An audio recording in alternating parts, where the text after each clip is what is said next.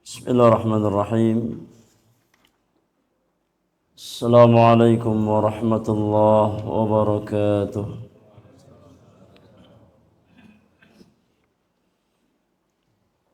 Alhamdulillahi rabbil alamin.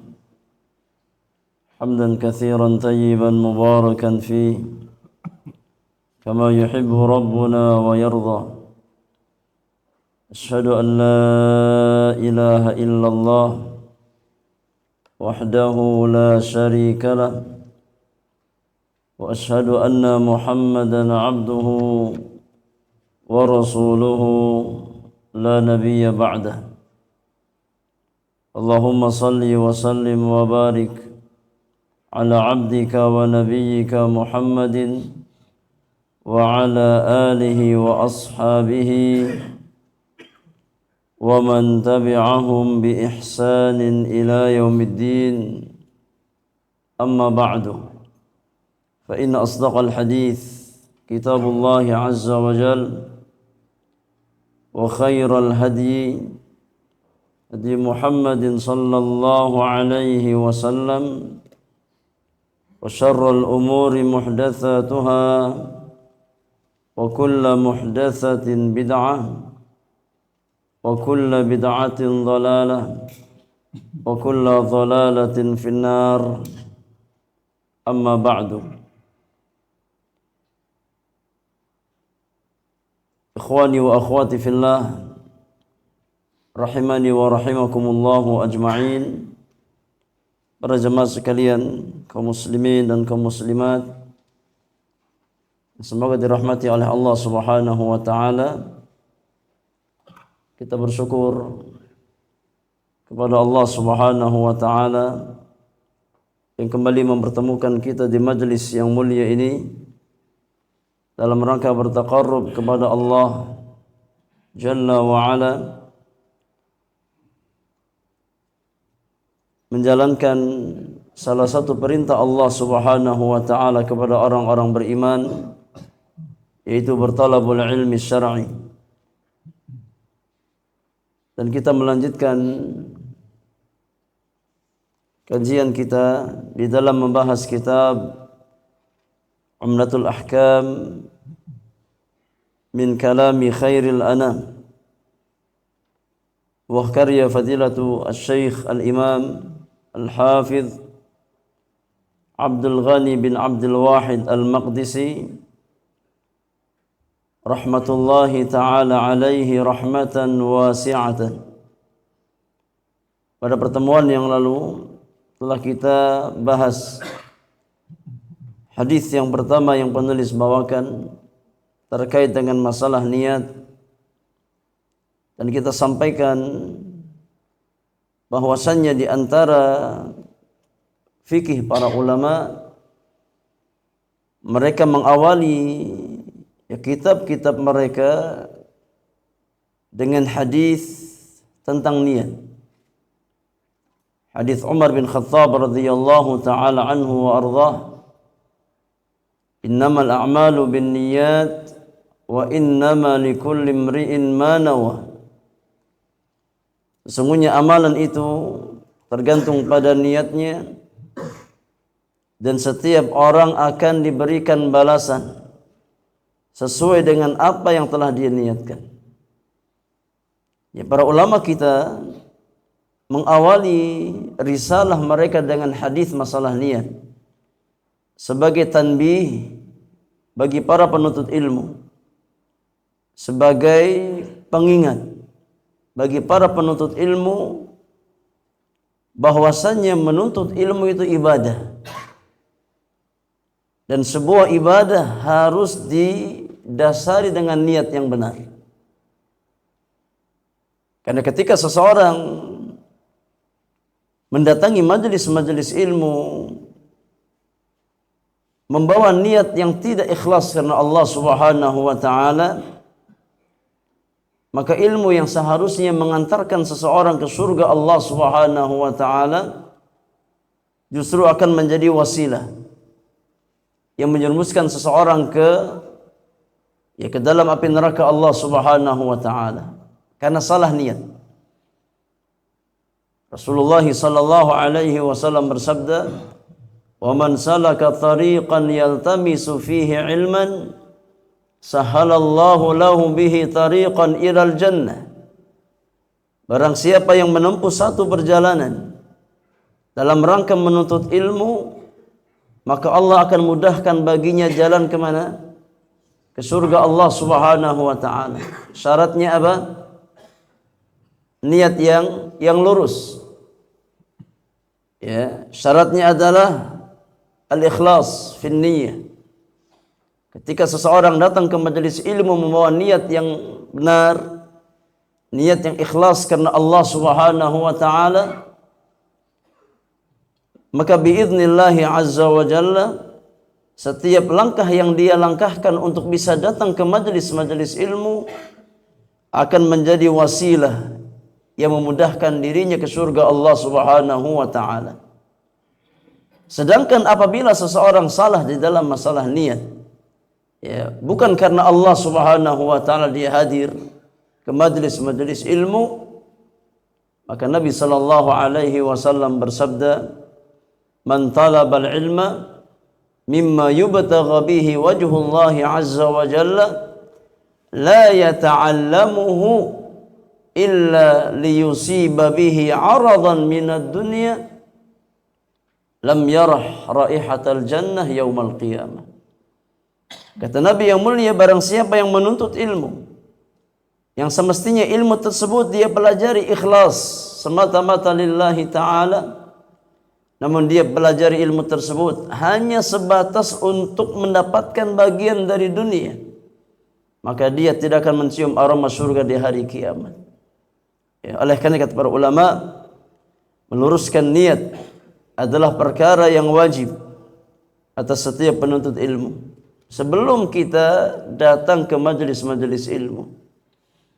Jangan sampai kita salah di dalam masalah niat, bukan karena Allah subhanahu wa ta'ala.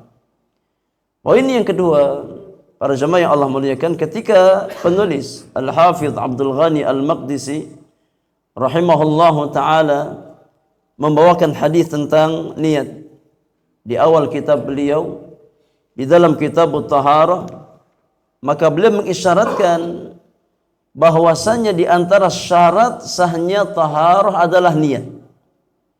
Ya, ketika beliau membawakan hadis yang pertama di dalam kitab At-Taharah, hadis Umar bin Khattab radhiyallahu taala anhu wa arda, maka beliau ingin mengisyaratkan kepada kita semuanya, ya, di antara syarat sahnya taharah seorang muslim, seorang muslimah adalah menghadirkan niat. Karena taharah itu ibadah. Ya, dan ibadah wajib didasari di atas niat. Ya, baik niyatul ma'muli lahu, niat untuk siapa kita beramal, ataupun niyatul amal itu sendiri. Ya, niat amal apa yang kita lakukan. Karena itu ada dua macam. Yang pertama kata para ulama adalah niyatul ma'muli lahu. Ya, niat untuk siapa kita beramal. Yang kedua adalah niyatul amal, niat amalan yang akan kita lakukan.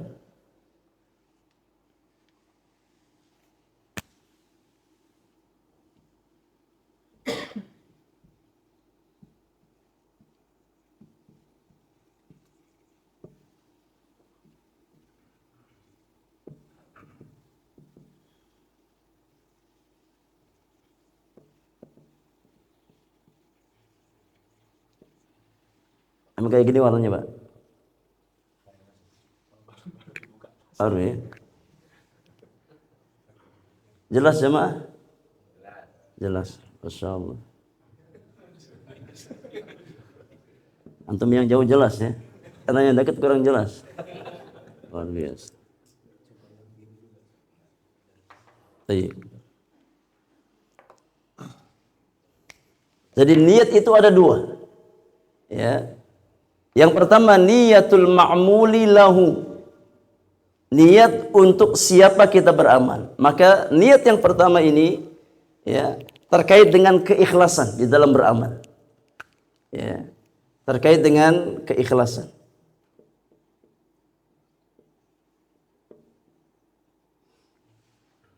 Sedangkan niatul amal, maka ini terkait dengan amal apa yang kita lakukan. Karena amal itu banyak. Ada taharah, ada salat, ada puasa, ada haji, ada umrah, ya, dan amal-amal yang lain. Ya. Maka sekali lagi Al-Hafidh Abdul Ghani Al-Maqdisi ketika mengawali kitab Taharah dengan hadis innamal a'malu binniyat, beliau mengisyaratkan yang pertama wajibnya ikhlas di dalam menuntut ilmu. Ya. Yang kedua wajibnya ikhlas di dalam mengerjakan amal ibadah apapun bentuknya. Termasuk di dalamnya adalah taharah. Ya. Seorang muslim ketika bersuci dia karena Allah Subhanahu wa taala, bukan karena riya, bukan karena sum'ah ataupun yang lain. Yang kedua, yang ketiga, beliau mengisyaratkan kepada kita bahwasannya di antara syarat sahnya bersuci adalah niat. Ya. Maka di sini terkait dengan niatul amal, niat amalan. Ya. Niat amalan, dan niat itu mahalluhal qalbu, kata para ulama, tempat niat adalah hati. Maka ketika seseorang ingin bersuci, hadirkan niat di dalam hatinya, ya, bahwasannya seseorang ingin mengangkat hadas. Ya, ketika kita ingin bersuci, ingin taharah, maka niatkan ingin raf'ul hadas, mengangkat hadas. Ya. Karena hadas adalah sesuatu yang menghalangi seseorang dari mengerjakan amalan-amalan yang disyaratkan padanya taharah. Nanti kita sebutkan ya ketika membahas hadis yang kedua. Di antaranya salat. Hadas adalah ya sesuatu yang menghalangi seseorang dari mengerjakan amalan yang disyaratkan padanya taharah, seperti salat dan yang lainnya. Ini terkait ya poin dari hadis yang pertama. Tapi para jamaah yang Allah muliakan, kita masuk pembahasan hadis yang kedua. Al-Imam membawakan hadis yang dikeluarkan oleh Al-Bukhari dan Muslim di dalam kedua sahihnya dari hadis Abu Hurairah radhiyallahu taala anhu wa ardhah, beliau berkata, qala Rasulullah sallallahu alaihi wasallam, Rasulullah sallallahu alaihi wasallam bersabda, la yaqbalu Allahu salata ahadikum idza ahdatha hatta yatawaddaa.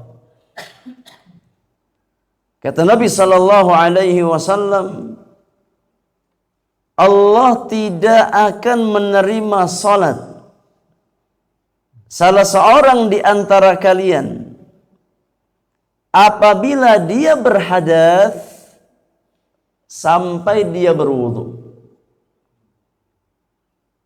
Saya ulang, kata Nabi yang mulia, Allah tidak akan menerima salat salah seorang di antara kalian idza ahdatha, apabila dia berhadas, hatta yatawaddaa, sampai dia berwudu, baru kemudian salat.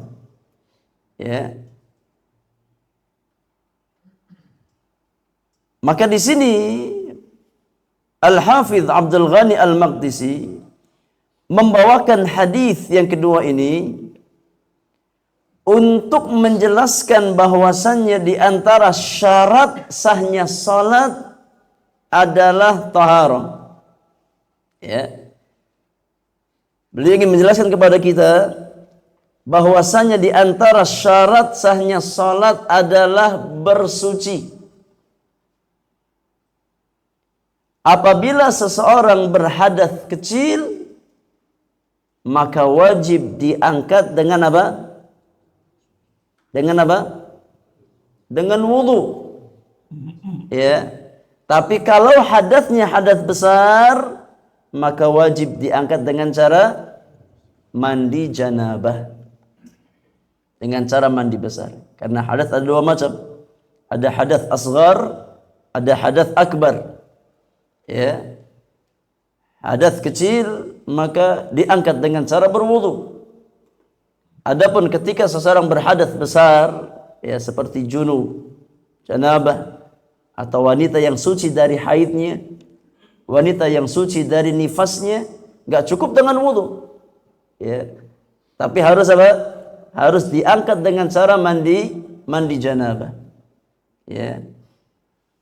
Maka di sini Nabi Shallallahu Alaihi Wasallam mengabarkan bahwasannya Allah tidak akan menerima salat salah seorang di antara kalian apabila dia berhadas sampai dia berwudu. Maka hadas dalam hadis Abu Hurairah ini hadas apa? Hadas kecil. Ya, hadas kecil. Ya.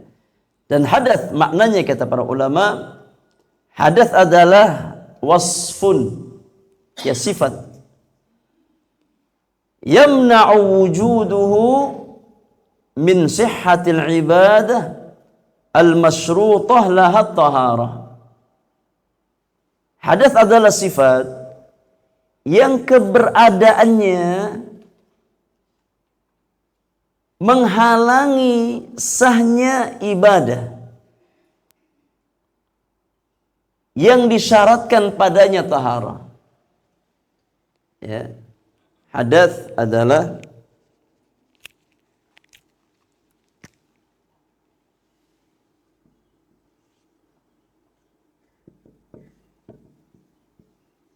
wasfun yamna'u wujuduhu min sihhatil ibadah al-masyrut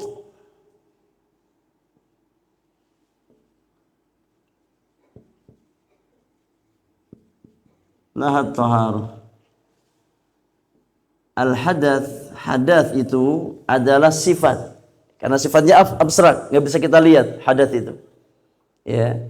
Hadas adalah sifat yang keberadaannya wujuduhu yamna, menghalangi, ya, dari sahnya ibadah, min sihhatil ibadah.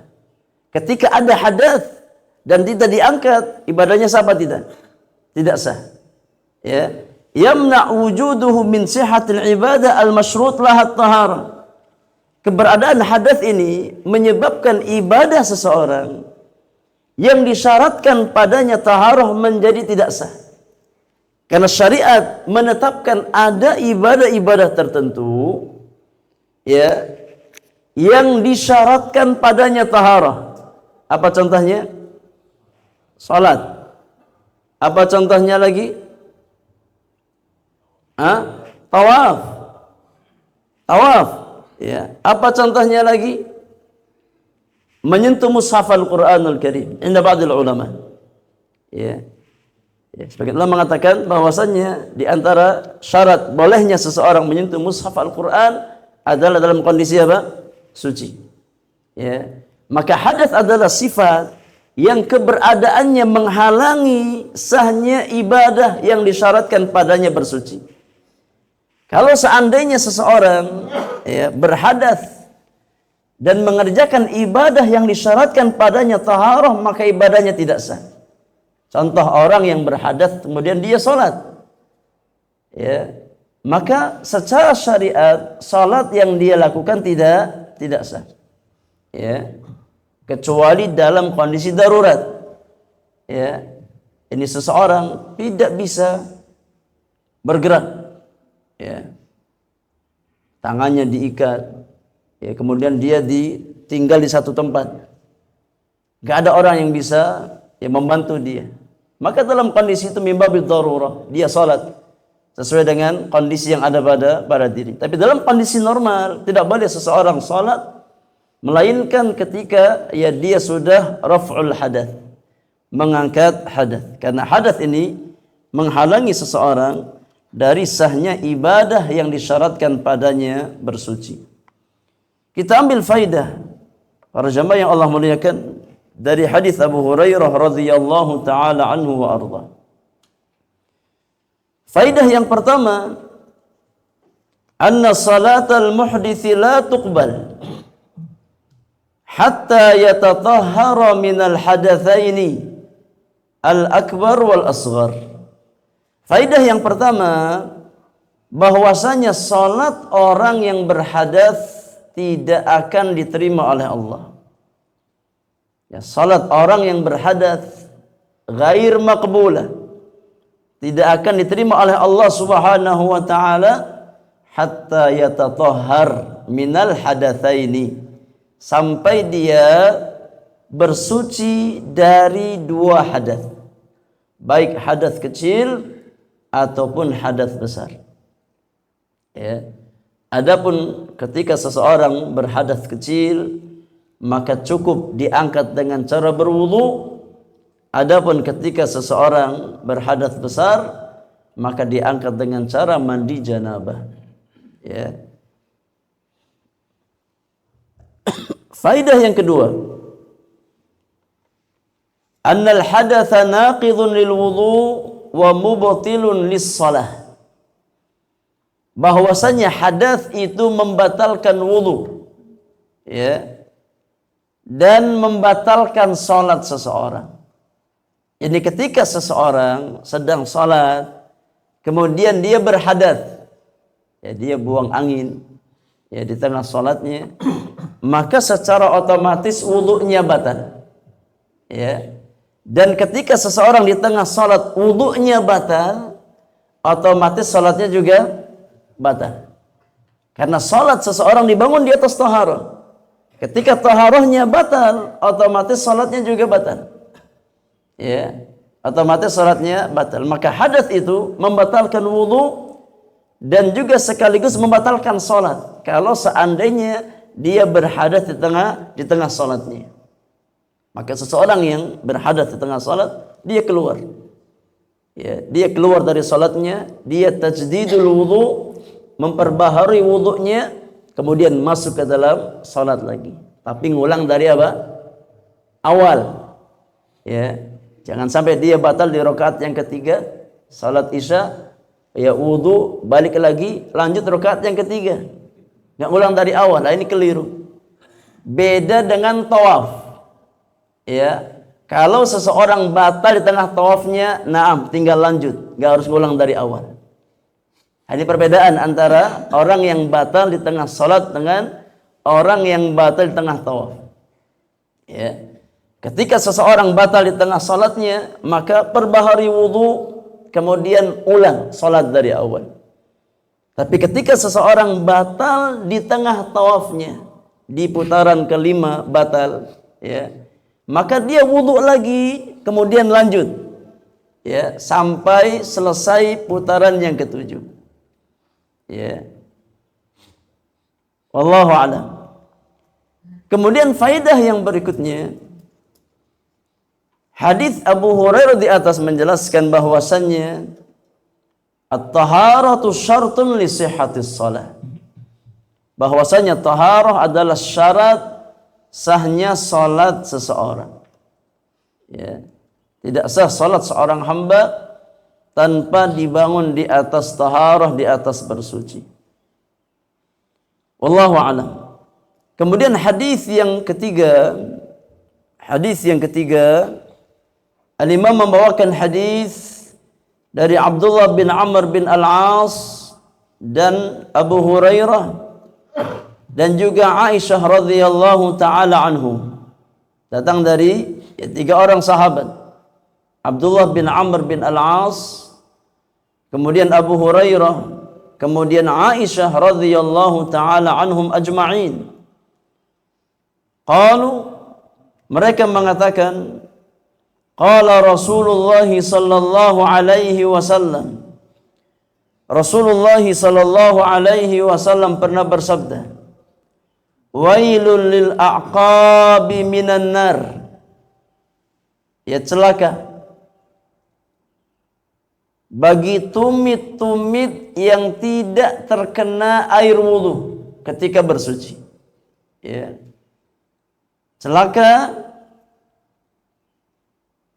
bagi tumit-tumit yang tidak terkena air wudu ketika bersuci. Ini ancaman, ya, bagi seorang muslim dan muslimah untuk memperhatikan taharahnya. Jangan sampai ada bagian yang wajib dibasuh kemudian nggak kena air. Ya. Dan di dalam taharah jamaah yang Allah muliakan, ya, Allah menyebutkan 4 bagian tubuh. Ya, di dalam ayat tentang taharah. Di surat Al-Maidah ayat yang ke-6.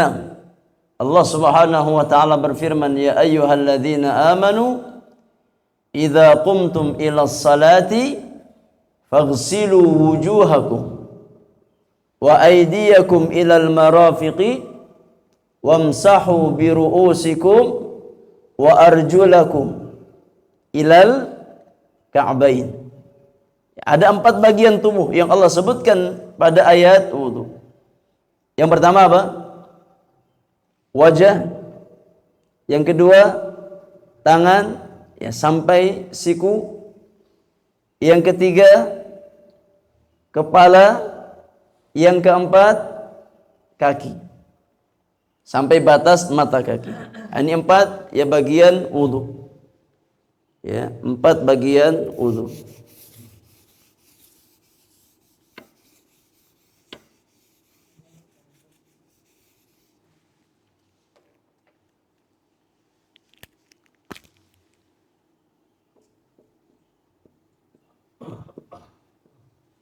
Antum tulis pakai bahasa Arab apa bahasa Indonesia jemaah? Lebih milih mana? Bahasa Arab?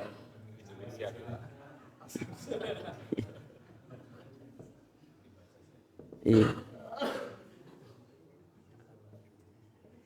Yang pertama Allah sebutkan wajah, ya, sesuai dengan Al-Maidah ayat yang ke-6 tentang masalah taharah.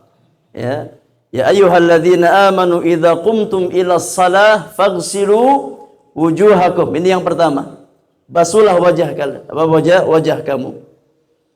Yang kedua, wa aydiyakum ilal marafiq, tangan, ya, sampai siku.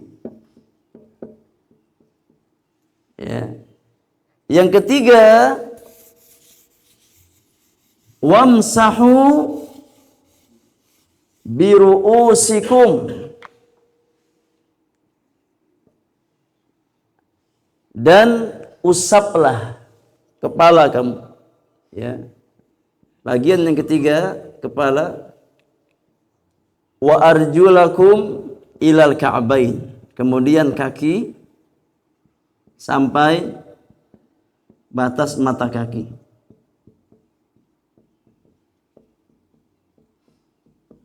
Di dalam wudu jamaah ada bagian-bagian yang namanya maghsulat yang dibasuh, dan ada bagian yang namanya mamsuhat yang diusap.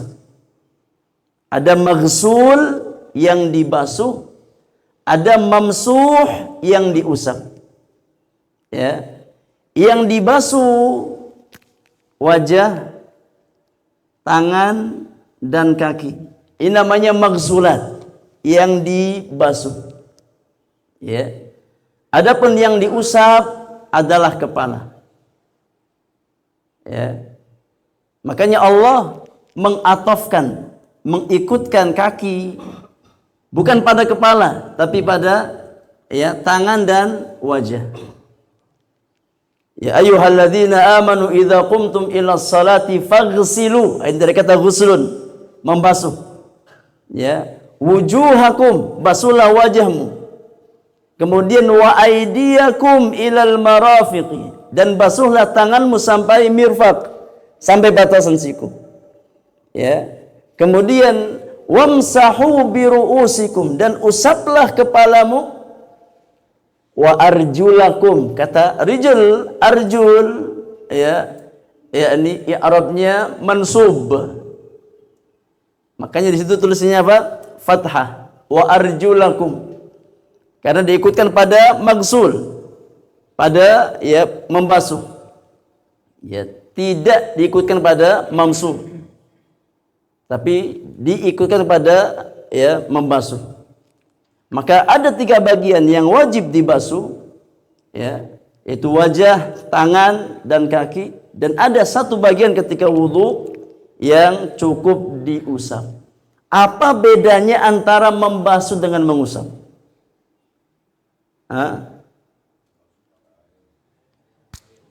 Membasuh pakai air, ngusap pakai apa?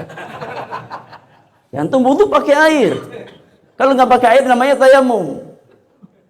Ya. Perhatikan, yang membedakan antara maghsul dengan mamsuh, sesuatu yang dibasuh semuanya harus kena air. Semua bagian yang dibasuh harus terkena air. Wajah, ya, kita basuh, maka semua bagian wajah harus kena air.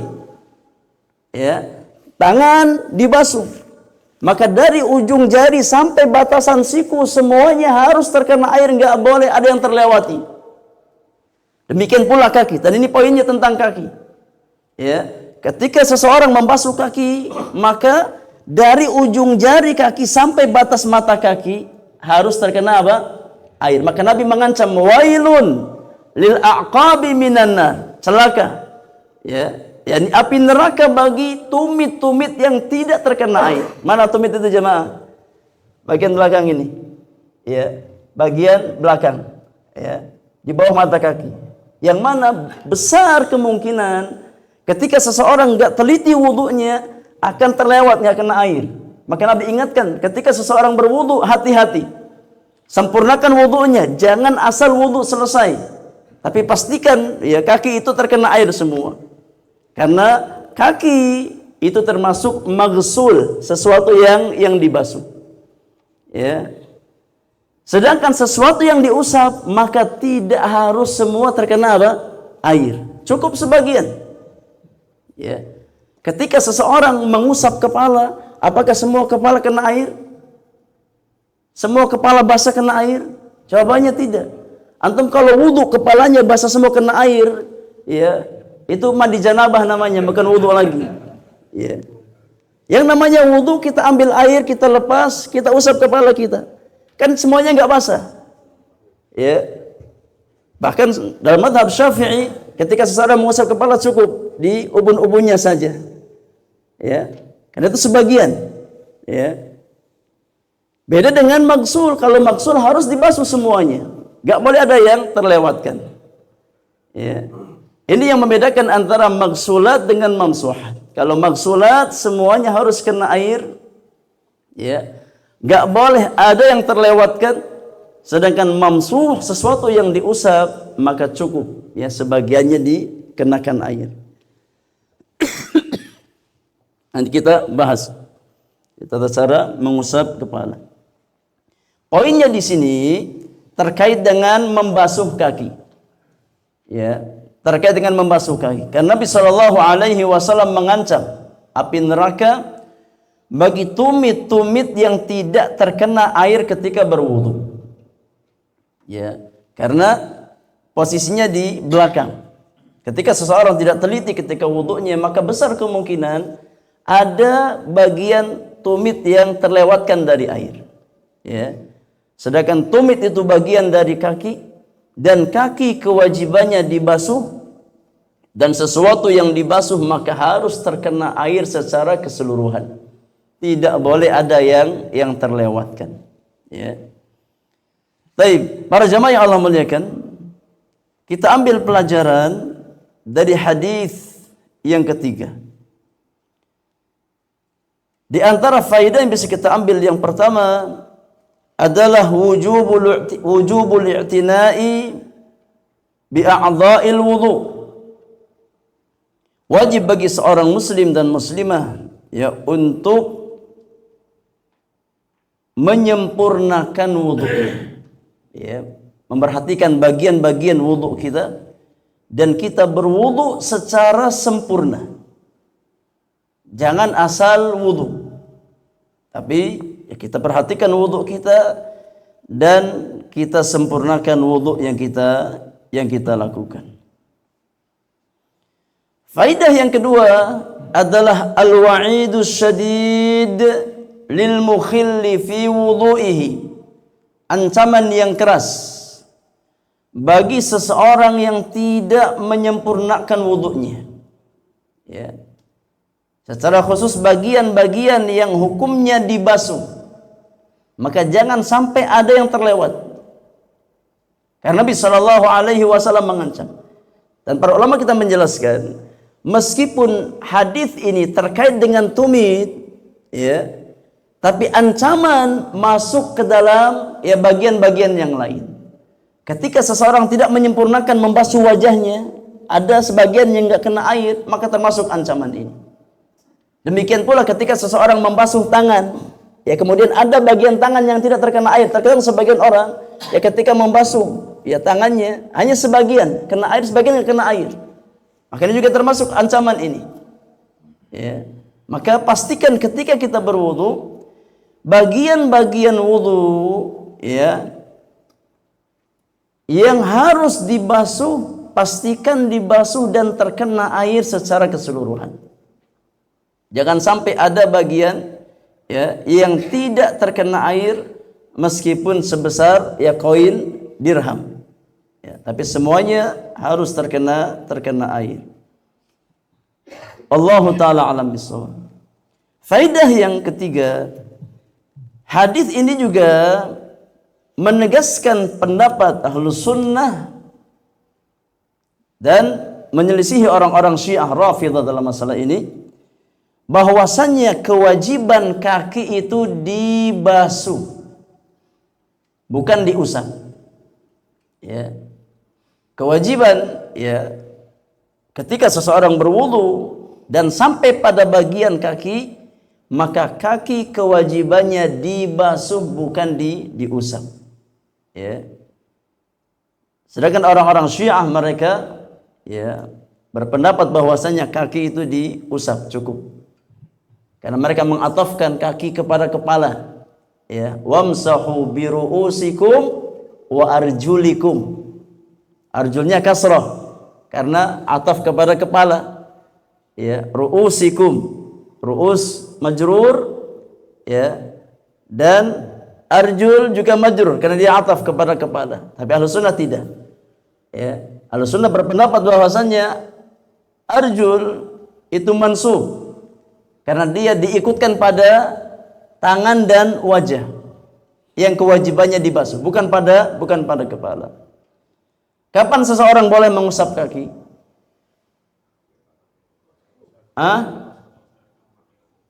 Ketika mengenakan khuf. Ya, boleh seseorang mengusap kakinya. Ya, tapi ketika apa? Mengenakan khuf. Ketika seseorang tidak mengenakan khuf, maka kaki wajib untuk dibasuh, bukan diusap. Ya. Mengusap kaki itu rukhsah. Ya, keringanan dalam syariat ketika seseorang yang mengenakan khuf. Wallahu taala alam bisawab. Baik, hadis yang berikutnya, jamaah yang Allah muliakan, hadis yang keempat, Al-Imam membawakan hadis Abu Hurairah radhiyallahu taala anhu wa ardhah.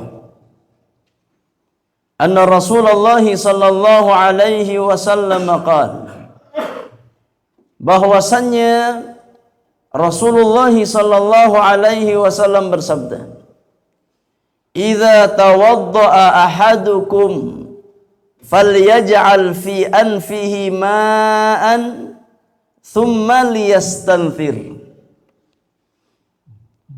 wa man istajmara falyutir." Kata Nabi yang mulia alaihi salatu wassalam, apabila salah seorang di antara kalian berwudu, maka jadikan pada hidungnya air, yakni istinsyaq, ya, hirup air ke dalam hidungnya. Ketika seseorang di antara kalian berwudu, ya, maka masukkan air ke dalam hidungnya, yakni istinsyaq. Thumma liyastanthir, kemudian istinthar. Apa itu istinthar? Mengeluarkan air. Ya. Proses memasukkan air ke dalam hidung, yang menghirup air ke hidung namanya apa? Istinsyaq. Kemudian proses mengeluarkan air istinthar. Ya. Kemudian kata Nabi yang mulia, wa man istajmara falyutir. Dan siapa di antara kalian yang beristijmar, maka hendaknya ia menggunakan bilangan witir. Apa itu istijmar jamaah? Apa istijmar? Istijmar adalah istinja dengan menggunakan selain daripada air. Ya. Karena istinja atau yang membersihkan najis di dalam Islam ada dua metode. Setelah seseorang buang air kecil atau buang air besar, ya, Islam menjelaskan dua metode, dan dua metode ini menjelaskan kesempurnaan Islam. Ya. Kalau seandainya seseorang, ya, membersihkan sisa najis yang keluar dengan menggunakan wasilah air, maka disebut dengan apa? Istinja. Istinja, namanya istinja. Ya. Kalau wasilah yang kita gunakan air, maka disebut dengan istinja. Tapi kalau wasilah yang kita gunakan selain daripada air, apa contohnya? Batu, ya, tisu, daun, dan yang lain, ya, maka disebut dengan istijmar. Disebut dengan istijmar. Dan keduanya dibolehkan dalam syariat. Ya, imma istinja, imma istijmar. Ya. Diperbolehkan di dalam syariat kita. Namun terkait dengan istijmar ada beberapa syarat yang harus dipenuhi. Di sini Nabi yang mulia mengatakan, wa man istajmara falyutir. Dan siapa di antara kalian yang beristijmar, maka hendaknya menggunakan bilangan witir, yakni gunakan yang ganjil. Ya. Maksud hadis ini dijelaskan dalam hadis yang lain, hadis Muslim. Tadi hadis Salman Al-Farisi radhiyallahu taala anhu wa ardhah, di mana Nabi sallallahu alaihi wasallam melarang, ya, seorang muslim untuk beristijmar menggunakan kurang dari 3 batu atau 3 benda. Ya. Kata Salman, nahana Rasulullah sallallahu alaihi wasallam an nastajmira bi aqalla min 3 ahjar. Kata Salman, Nabi melarang kita untuk beristijmar kurang dari 3 batu. Berarti minimal berapa? Minimal 3. Ya, kalau 3 masih kurang berapa? 5. Kalau 5 masih kurang 7. Ini makna wa man istajmara falyutir. Siapa di antara kalian yang ingin beristijmar, maka gunakan bilangan yang ganjil. Ya, minimalnya 3. Ya, karena itu batasan minimal seseorang boleh beristijmar. Nabi melarang seorang muslim untuk beristijmar yang menggunakan kurang dari 3 batu.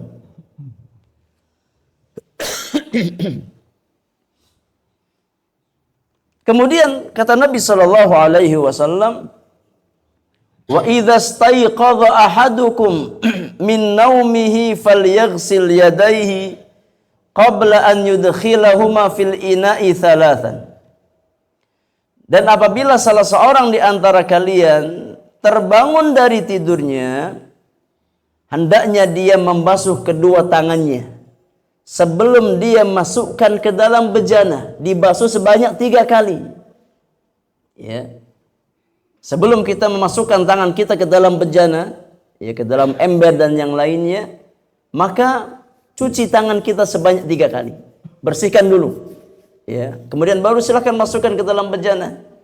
Kata Nabi yang mulia, fa inna ahadakum la yadri aina batat yaduhu.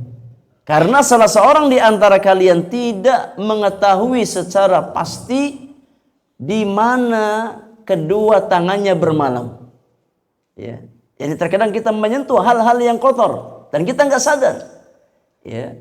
Maka Nabi menganjurkan kepada orang-orang beriman secara khusus ketika kita bangun di pagi hari, ya, dan kita ingin menggunakan air yang sudah ditampung dalam bejana, jangan kita masukkan tangan kita ke dalam bejana tersebut kecuali setelah kita mencucinya.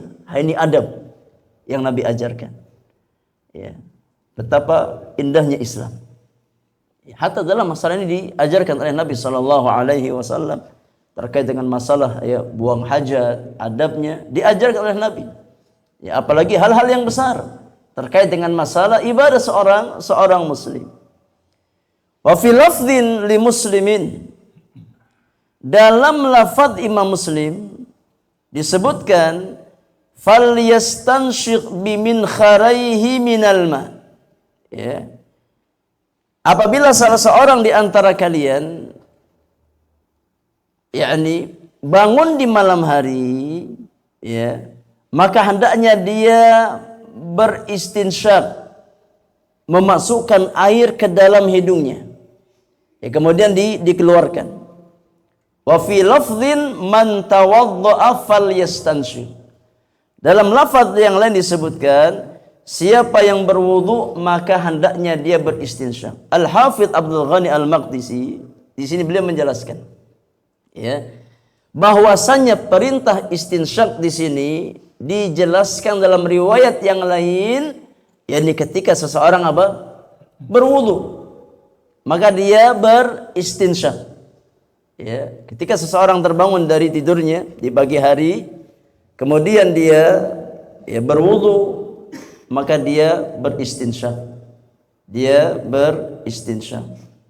Ya. Wallahu a'lam. Kita ambil beberapa pelajaran jemaah yang Allah muliakan dari hadis yang keempat yang penulis bawakan. Di antara faedah yang bisa kita ambil, yang pertama, hadis ini ya menjelaskan bahwasannya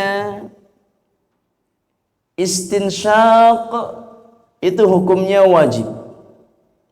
Istinsyak di dalam berwudu itu hukumnya wajib.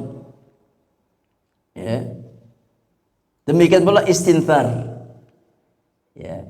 Karena ketika ada istinsyak, maka di sana ada istinthar. Gak mungkin kita hirup air ke hidung gak keluar lagi. Pasti kita keluarkan. Ya. Makanya Imam An-Nawawi rahimahullahu taala menjelaskan, kata Imam Nawawi rahimahullahu taala, fihi dalalatun zahiratun ala anna al-istinthara ghairal istinsyaq. Kata Imam Nawawi rahimahullahu taala, ya, dalam hadis di atas terdapat dalil bahwasanya istinthar itu tidak sama dengan istinsyak. Ya, istinsyak menghirup air ke hidung, sedangkan istinthar mengeluarkan air dari hidung. Ya. Wallahu a'lam. Faidah yang kedua, hadis ini juga menjelaskan, ya, bahwasannya hidung itu bagian dari wajah ketika berwudu.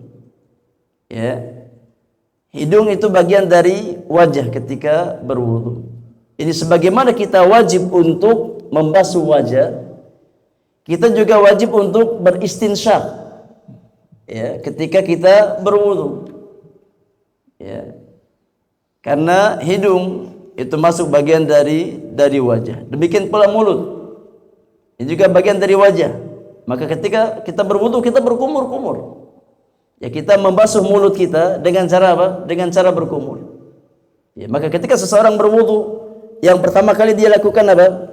Membasuh kedua telapak tangannya, kemudian dia ambil air, ya, sebagian dia masukkan ke mulut untuk berkumur atau madmadah, sebagian dia hirup ke hidung untuk istinsyak. Setelah itu dia keluarkan secara bersamaan. Ya, air dari mulut dan dari hidung dia keluarkan secara bersamaan. Ini yang pertama. Kemudian dia membasuh wajahnya. Ya, kemudian membasuh tangannya sampai siku.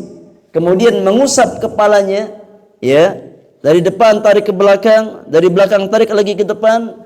Kemudian dia mengusap telinganya karena telinga itu dari bagian dari kepala. Yang terakhir dia membasuh membasuh kakinya sampai batas mata kaki. Ya, maka mulut dan hidung itu bagian dari wajah. Ya, bagian dari wajah. Dan masuk ke dalam makna firman Allah, faghsilu wujuhakum. Ya, masuk ke dalamnya adalah madmadah, berkumur, kemudian istinsyaq, menghirup air ke hidung. Masuk ke dalam makna faghsilu wujuhakum. Ya. Kemudian para jemaah yang Allah muliakan, di antara faidah dari hadis yang keempat juga adalah disyariatkannya untuk beristijmar. Disyariatkan untuk beristijmar. Ya. Dan syarat istijmar minimal 3, nggak boleh kurang dari 3. Ya. Kemudian yakni disyariatkan untuk menggunakan bilangan yang ganjil. Ya, menggunakan bilangan yang ganjil. Ya. Karena terkadang ya, seorang muslim tidak mendapatkan air untuk membersihkan sisa najis yang keluar. Ya. Tapi tetap kita harus bersihkan. Maka Islam mensyariatkan istijmar sebagai bentuk kemudahan bagi orang-orang beriman.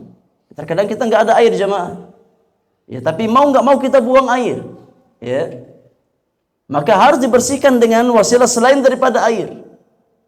Maka ketika seseorang tidak mendapatkan air atau dia punya air yang terbatas, ya, yang hanya cukup untuk persediaan dia minum, maka dia boleh beristijmar.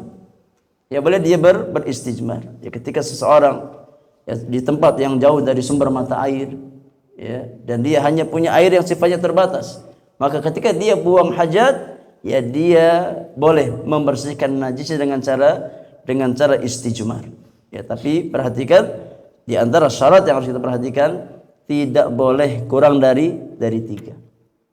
Ya, boleh pakai batu, boleh pakai tisu, ya, boleh pakai daun, ya, yang penting jangan pakai makanan. Ya, jangan pakai makanan, nggak boleh kata para ulama, karena makanan itu muhtaram. Nggak boleh untuk istijmar pakai kerupuk, ya, atau pakai roti, ya nggak boleh. Ya.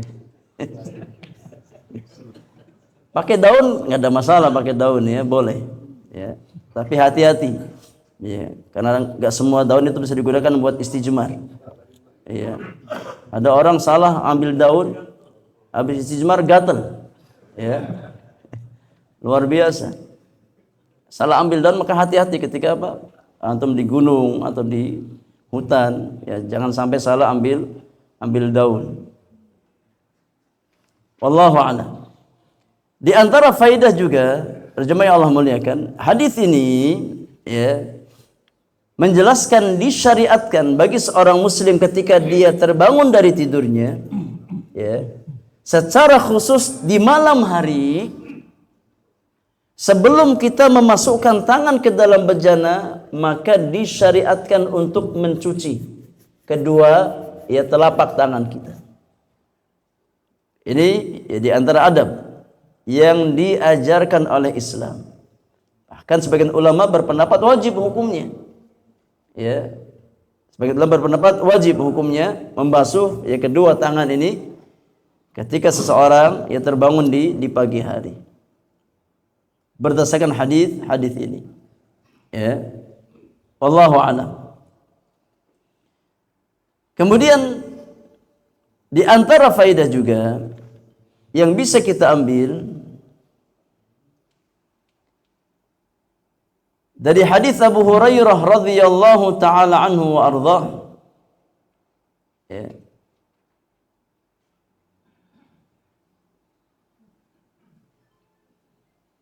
disyariatkan bagi seseorang ya untuk beristinsyak ketika dia ya bangun di pagi hari. Ya. Dan di antara makna istinsyak di sini adalah berwudu. Ya. Di antara makna istinsyak adalah berwudu. Yani istinsyak di dalam wudu seseorang. Ya, di dalam wudu seseorang. Di antara ilahnya kata para ulama, kenapa ketika kita bangun di pagi hari, ya, kita diperintahkan untuk beristinsyak karena syaitan itu bermalam di khaysum kita.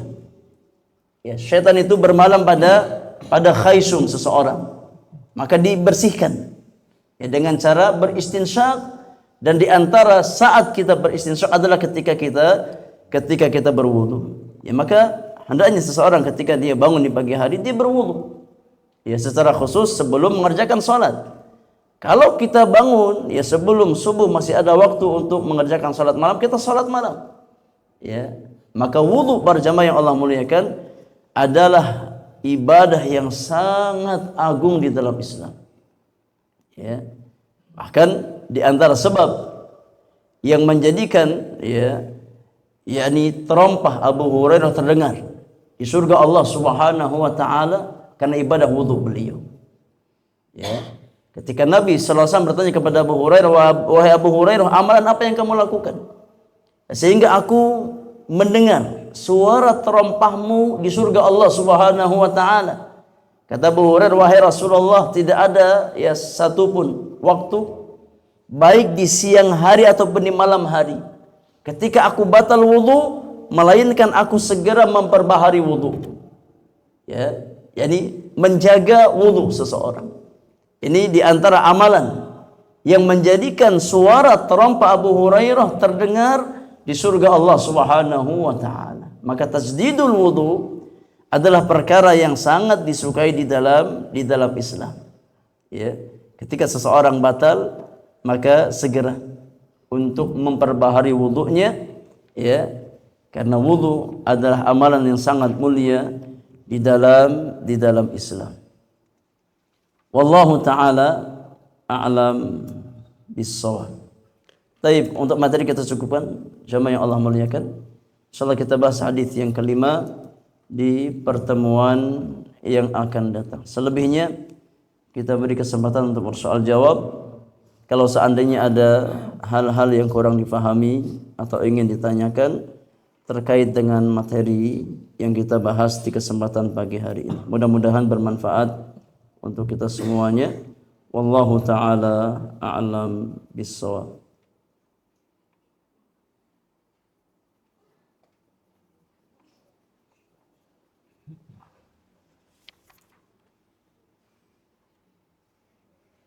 Ada pertanyaan? Fadhal, antum tuh yang baju merah. Iya. Terkait dengan istismar tadi. Nah, ini tahapnya apakah harus ada syaratnya dulu, artinya tidak ada air boleh dilakukan itu, atau ada air tapi kita tetap memilih istismar, itu bagaimana? Iya, barakallahu fiik. Ya.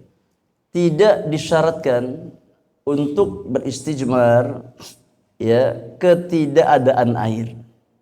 Ya.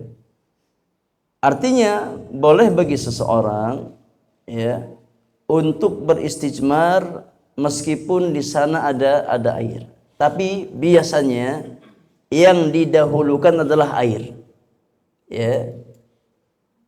Dan istijmar itu terkadang kita butuhkan. Di antara sebabnya karena ketidakadaan air. Ya. Tapi bukan maknanya kata para ulama, bukan maknanya di antara syarat sahnya istijmar adalah ketidakadaan air. Ya. Tapi yang terbaik ketika seseorang ya bersuci maka dengan air yang terbaik. Ya. Tapi ketika seseorang ingin beristijmar maka enggak ada masalah. Diperbolehkan. Ya, dan tidak disyaratkan ketidakadaan air baru istijmar, tidak. Ya, hatta ketika ada air ketika seseorang ingin istijmar diperbolehkan. Ya. Bahkan para ulama kita menjelaskan di antara sebab ya ketika Allah Subhanahu wa taala memuji ahli Quba Maka di antara sebabnya mereka menggabungkan antara istinja dengan istijmar. Ya, menggabungkan antara istinja dengan istijmar. Ya, maka sesekali seseorang disunahkan ya untuk menggabungkan antara istinja dengan istijmar. Ya, digabungkan. Sebagaimana ya riwayat bahwasanya Allah Subhanahu wa taala memuji ahli Quba karena mereka menggabungkan ya ketika mereka bersuci antara istinja dengan istijmar. Ya, tapi tidak disyaratkan bolehnya istijmar adalah ketidakadaan air. Ya, ketika air ada pun boleh ya seseorang untuk melakukan istijmar. Ya, wallahu taala alam bissawab.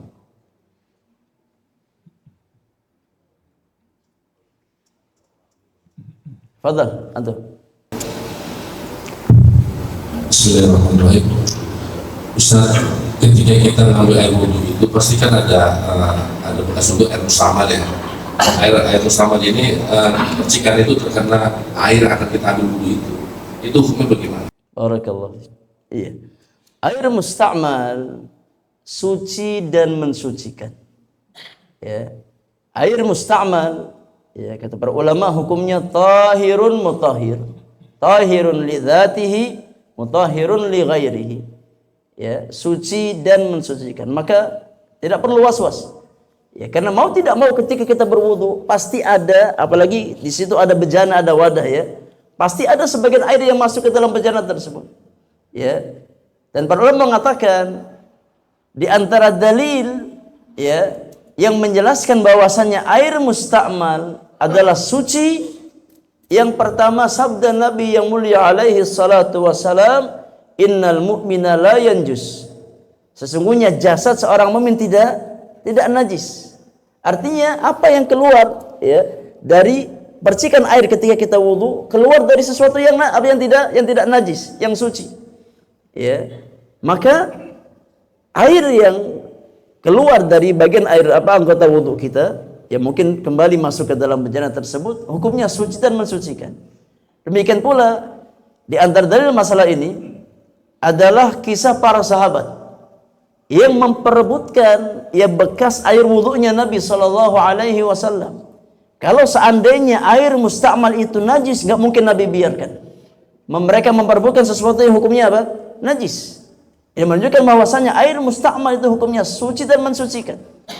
Demikian pula kata para ulama, ketika Nabi sallallahu alaihi wasallam menjenguk ya salah seorang sahabat yang sakit, sahabat Jabir kalau saya nggak salah, maka Nabi berwudu kemudian Nabi tuangkan bekas air wudu beliau kepada sahabat Jabir, maka sembuh dengan izin Allah Subhanahu wa taala. Kalau seandainya air bekas wudu itu hukumnya najis, nggak mungkin Nabi tuangkan kepada ya jasad sahabat beliau.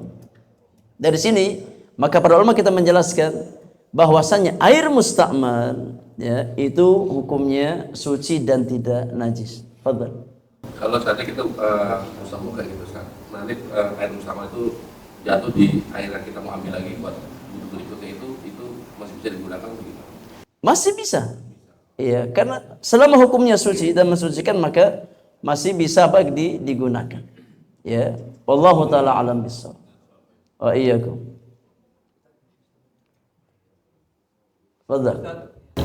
Nah, kadang kita pada waktu sholat itu baru menyadari kalau ada mungkin zat yang menghalangi bagian tubuh yang empat tadi itu untuk terkena air wudu.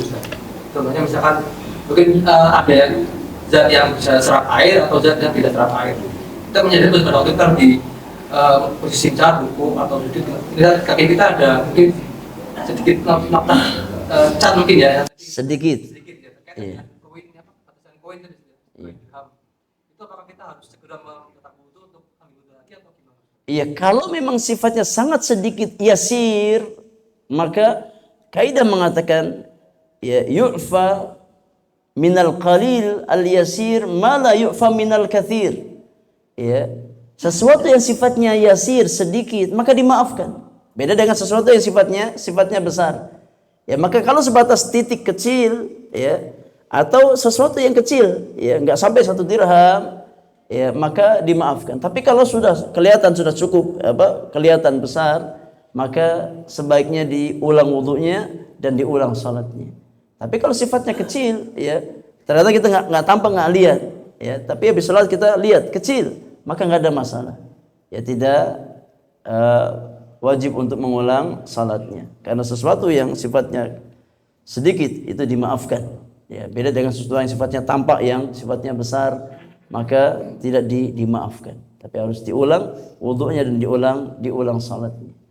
Wallahu taala alam bisawab. Terkait yang tadi yang cap air kemudian dapat air sama sepupu saja. Cap kuku itu kan ada yang serap air, ada yang tidak serap air. Jadi kalau misalkan mau sholat terlihat ada cap kukunya, kalau memang itu sudah serap air segera kita lepas. Harus. Jadi pastikan seperti itu. Ketika kita mengetahui ada hal-hal yang bisa menghalangi sampainya wudu, ya sampainya air wudu kita, maka dibersihkan. Dibersihkan.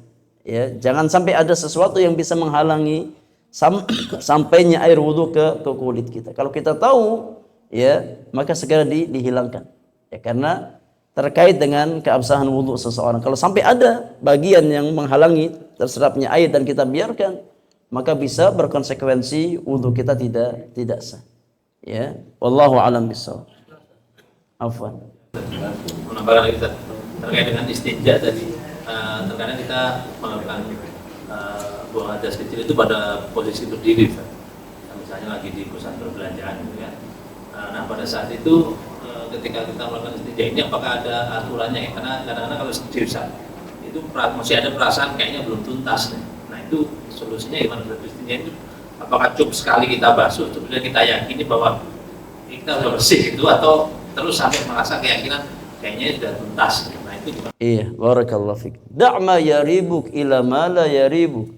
Ya tinggalkan hal-hal yang meragukan kepada sesuatu yang antum yakin. Ya tidak lagi meragukan. Ketika antum merasa ya baru sekali bilas ada rasa masih ada sesuatu yang masih ada sisa najis yang belum tuntas, belum bersih, maka bersihkan lagi. Ya, bersihkan. Ya, karena dalam masalah istinja enggak ada bilangan witir. Enggak harus ya 3 kali, enggak harus 5 kali. Ketika sekali ya dibasuh cukup, maka cukup. Ketika kurang, maka silakan 2 kali. Ketika kurang, silahkan 3 kali. Enggak harus kelipatan witir. 3, 5, 7 dan seterusnya. Dalam masalah istinja ada kelapangan. Ya, ada kelapangan. Kalau sekali bilas kita cukup, maka cukup.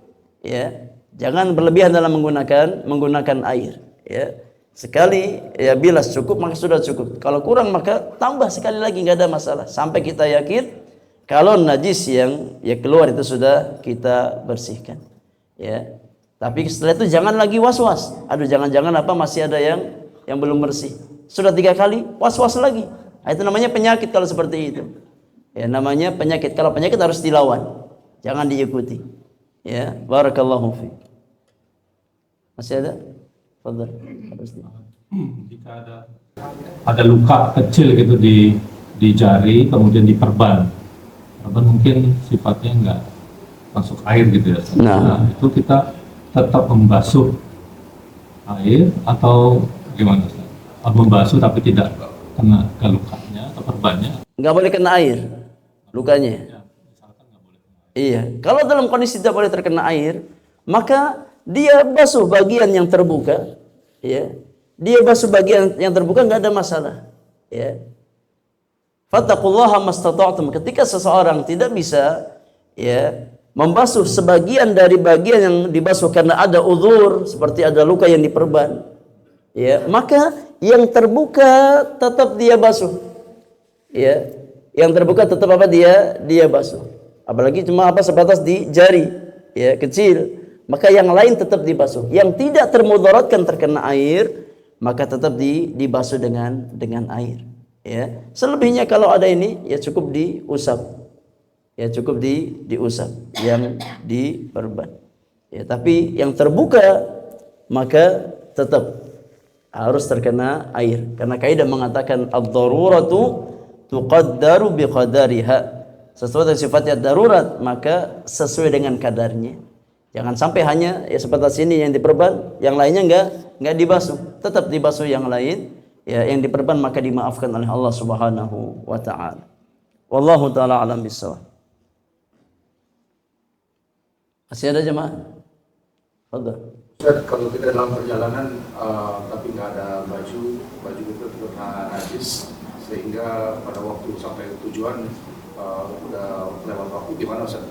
Antum najisnya kenapa? Iya, najisnya terkena pakaian. Tapi nggak ada ganti untuk sampai ke tujuan sehingga misalnya waktu. Antum nggak bisa mampir ke toilet? Bisa mampir ke toilet? Apakah memang semua baju antum terkena najis? Atau hanya sebagian kecil? Sebagian kecil kan bisa dibilas dengan air. Ya, contoh, ya mungkin yang paling sering celana dalam ya, dan terkena najis. Ya, antum masih bisa dibilas pakai air. Ya, kalau sudah dibilas pakai air nggak ada masalah, selesai. Kalaupun masih basah bisa dipakai buat sholat. Ya. Yang penting sudah dibilas dengan air. Ya, kalau sudah dibilas dengan air, ya maka nggak memudaratkan lagi.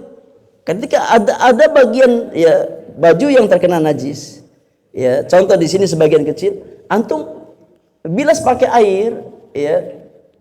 Kalaupun masih basah, nggak ada masalah. Ya, bisa dipakai buat sholat. Jadi jangan sampai nunggu keluar waktu sampai waktu habis. Ya gara-gara nggak bisa ganti baju. Ya kalau memang najis itu bisa dibersihkan, maka bersihkan segera. Ya dengan cara mencari toilet kemudian dibersihkan. Karena najis itu jemaah, selama najisnya bukan karena air liur anjing, cukup dibersihkan pakai pakai air. Kecuali antum terkena air liur anjing, ya 7 kali basuhan, satunya pakai pakai tanah. Selama najis tersebut ya bukan air liur anjing, maka bisa dibersihkan dengan air. Ya, dan sesuatu yang sudah dicuci dengan air, maka boleh kita kenakan untuk sholat meskipun masih basah. Ya, boleh kita kenakan untuk apa? Untuk sholat. Ya, wallahu alam. Kalau antum mau beli baju lagi mampir. Ya, jangan sampai nunggu waktu habis. Ya, mampir ke toko beli baju baru. Ya, niat buat sholat. Ya, barakallahu fiik. Fadhal. Silakan. Kita menyadari ada najisnya setelah selesai sholat. Barakallahu fiik. Kalau seseorang bedakan antara hadas dengan najis. Ya. Kalau seseorang baru sadar ada najis di pakaian setelah dia sholat, dimaafkan. Gak perlu mengulang sholat. Tapi kalau hadas, seseorang dia belum wudu atau telah batal wudunya, kemudian dia sholat dengan hadas tersebut, ya, dan dia baru ingat kalau dia belum wudu, maka wudu kemudian diulang sholatnya. Ya, maka bedakan antara najis dengan hadas. Ketika seseorang sholat dalam kondisi berhadas, maka sholatnya tidak sah. Sholatnya tidak sah. Karena Nabi Shallallahu Alaihi Wasallam mengatakan, la yakbalullahu salata ahadikum idza ahdath hatta yatatahhar. Allah tidak menerima salat salah seorang di antara kalian apabila berhadas sampai dia bersuci. Ya, maka ketika seseorang dia salat dalam kondisi belum berwudu, setelah salam dia ingat kalau dia belum berwudu, wudu lagi, ngulang salat lagi. Ya. Tapi kalau najis tidak. Ketika seseorang nggak sadar di pakainya ada najis, ya, dan dia salat dengan najis tersebut, dia nggak tahu atau dia lupa, ya, maka kalau dia salam karena nggak tahu, tidak perlu mengulang salatnya lagi. Dalilnya adalah hadis ketika Nabi Shallallahu Alaihi Wasallam di tengah salat beliau melepas sendal. Ya, kalau seandainya adanya najis itu membatalkan salat, Nabi ulang dari awal. Tapi Nabi tidak. Ya, dari sini kita ulama menunjukkan bahwasannya ketika seseorang tidak tahu atau lupa ada najis pada pakaiannya ketika dia salat, baru tahu di tengah salatnya, baru ingat di tengah salatnya. Ya, atau baru ingat setelah dia selesai sholat, maka tidak perlu mengulang sholatnya lagi. Paham? Iya. Barakallahu fikum. Enakan lupa apa enakan ingat jemaah? Baik, terakhir untuk fadhal. Kalau kita sholat tiba-tiba kita tuh kena kotoran cicak gitu. Nah kalau Jadi ada dua nih, kalau tadi kita sebagai makmum, kita kena kotoran cicak itu, apakah itu membatalkan sholat kita? Lalu yang kedua, apabila kita melihat imamnya itu terkena kotoran cicak itu, apakah harus ditegur gitu? Iya, barakallahu fiik. Yani wallahu alam, terkait dengan kotoran cicak, ini hal yang sulit dihindari. Yas'ub al-ihtirazu minhu min al-umur yani allati yas'ub al-ihtirazu minha, di antara perkara-perkara yang sulit dihindari. Maka wallahu alam, yani ketika seseorang terkena hal-hal semacam ini, maka insyaallah dimaafkan karena sulit untuk dihindari. Ya, sulit untuk dihindari. Maka ya kalau kita ada ya terkena maka dibuang. Jadi dibersihkan dan salat kita ya tidak batal. Wallahu a'lam bishawab. Tetap iya, yakni perkara yang sulit dihindari. Ya, termasuk hal yang sulit dihindari. Ya, maka dibersihkan. Sebagian ulama mengatakan ya, yakni tidak dihukumi najis karena memang sulit untuk dihindarkan hal-hal semacam ini. Ya, maka dimaafkan. Ya. Wallahu taala alam bissawab. Baik, cukup jemaah ya. Insyaallah kita lanjutkan di pertemuan berikutnya. Mudah-mudahan bermanfaat untuk kita semuanya. Apa-apa yang hak semata-mata taufik dari Allah, yang salah dan kurang karena kesalahan dan kekurangan ilmu yang saya miliki. Wa sallallahu ala nabiyyina Muhammadin wa alihi wa sahbihi ajma'in. Wa akhiru da'wana anil hamdulillahi rabbil alamin. Subhanakallahumma wa bihamdika asyhadu an la ilaha illa anta astaghfiruka wa atubu ilaik. Assalamualaikum warahmatullahi wabarakatuh.